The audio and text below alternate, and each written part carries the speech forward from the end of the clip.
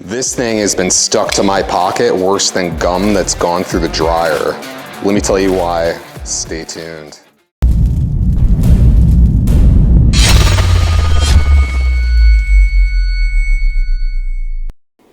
Hey YouTube, PUV Knives coming at you with another video, and here is the most annoying Spyderco to have ever been produced. Why is it annoying? Because it is impossible to get. It's subtle, but in case you're missing it, this is a Knife Joy exclusive. And as near as I can tell, Knife Joy is the only company that Spyderco is making these for anymore. This is the infamous Slysz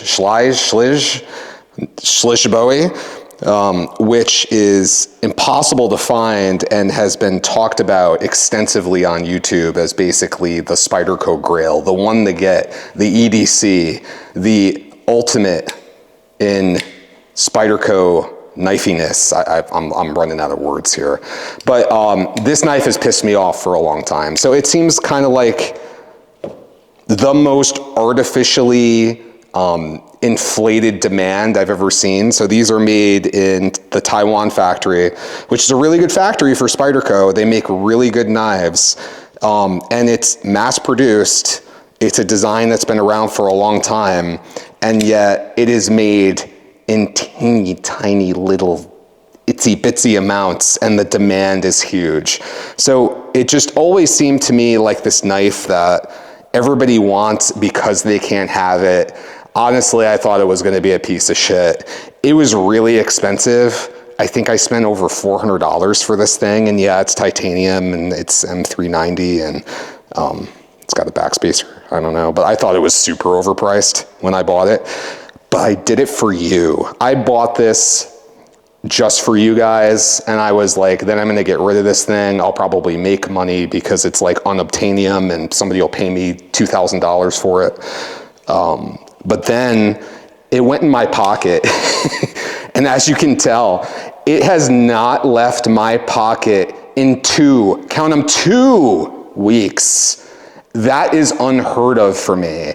I don't know if you figured this out yet, but I own hundreds of pocket knives. Nothing stays in my pocket for more than a day. Sometimes not even a day. This thing has not left my pocket in 2 weeks. Every day I get up, every day I think about putting a different knife in there, and I just can't because it's that good. I swear to you, this video was gonna be a bash fest, but it's just that good. The way it's designed is magnificent. It fits your hand beautifully. It's just the right size for EDC. It slices like no other Spyderco I've ever used, and Spydercos can all slice. There's something about the way they did this bevel. Look how even that is. It just, the heat treat on the M390, I have not sharpened this, and I have been cutting literally everything I can find. The dog's looking at me from the corner like, oh God, I'm next. I have cut everything to the point where it doesn't even make sense, and I cannot get this to dull. I don't understand why. It is just, it fits in my pocket, it fits in my hand, it cuts everything I need to. My favorite part about it is probably the shape of this blade, which looks basic on the surface. And honestly, it doesn't even look like a buoy if you think of a traditional buoy and what that looks like. It looks like a drop point initially, but this sweep right here, let me get a good angle.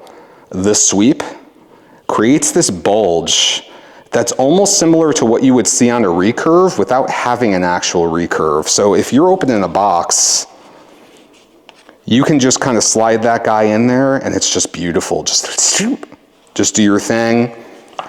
This area, you get this nice straight area into the belly where you can just slice all day, anything you want. The titanium is curved, but subtly. It's really hard for me. That's a good picture. See that? Look at the machining there. and it just works. I knew this, but for those of you that don't know, if you want a clip that is functional and deep carry, you cannot go wrong with a wire clip. Nothing is better than a wire clip. It's secure, it slides in and out perfectly. It doesn't look like you're carrying a machete in your pocket. It's just perfect. What did they do? I guess this is technically a new generation of the Slysz Bowie. What did they do that's new? Well, my understanding is the lock bar insert is new. So if you look in there, there's a nice subtle lock bar insert that you cannot even really see with an over travel stop that is just wonderfully done. You can just see the hint of it right there. And it's kind of like a hook back from the assembly of the lock bar insert. The back spacer is great. I believe it's G10. Nice and warm in the palm of your hand. It fits the reverse grip perfectly. The crowning of the spine is beautifully done here and actually very, very nice to the hand when you're doing draw cuts and stuff like that. The jimping is perfect, super grippy jimping. Oh, just holds on. If I had to pick something that I don't like, it's the Knife Joy exclusive color. I think this is Anno, I'm not really sure, but it scratches like crazy. So if you want snail trails, this is where you have to be. View it as patina. I mean, it's gonna pick up wear. I like the ones that are in raw titanium. I think they look a little bit better, but you know, I'm a patina guy. I don't really dislike this. It's just, you know, if you wanted to keep a pristine knife, this is not the way to go. The reverse flick is good. But if I had to critique, and I understand why they did this for the design, if you see the way the Spidey hole sits, very accessible from the front side for those right-handed people out there. But on the back side, you're only getting a little bit of Spidey hole there. But it's adaptable, it's doable. I have gloves on and I'm doing it fine, right? So all you have to do is make sure you get your nail in there. I say that and then I can't do it. Give it a little flick and it's gonna work. The action on this, Chris Reeve, watch out, because it is smooth, it is even, it is on washers, it is on washers. It's so nice and smooth, it just drops on your thumbnail. Oh, it is just wonderful. The action is probably my favorite washer action of all time, and that's saying a lot. I am a washer aficionado. This action, I wish you could reach out and touch it, just, oh yeah, perfect. Early detent, look at that detent. Look how early that is. Perfect design, perfect action, great for EDC. I don't know if I need my knives anymore. Maybe I should just sell them to you guys, because all I am carrying and all I want to carry is the Slysz Bowie at this point. I guess, you know, we have to talk about merch while all this crap is on the table. You get a lot of Knife Joy stuff. You get a cool pouch in addition to the Spyderco box and the limited edition paperwork that you're used to getting with your sprint runs and stuff like that. You get stickers. You get these cool patches, you know. I'm not really a merch guy, but it's cool. I'll take it. Grant, $400 and some odd dollar knife, I'll take some merch. Let's do some size comparisons. Whoosh, out of the way, merch. We got your Slysz Bowie, another Spyderco, the now infamous channels K390 Para 3. Your standard bug out. Your Benchmade Osborne 940, take a look at that. All great, venerable IVC, EDC knives, well within the range. The blade to handle ratio is great. This is just, man, it is as good as people say it is.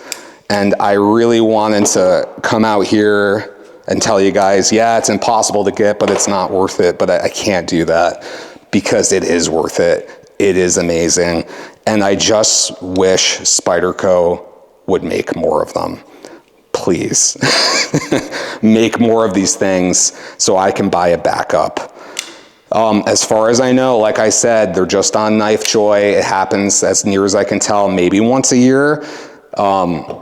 Secondary prices are insane, but maybe worth it. I mean, if you want one knife and you want a good EDC knife, you cannot do better than this. I've had a lot of requests on the channel to talk about watches. As you can see, I'm dual watching today. I've got my Apple Watch here.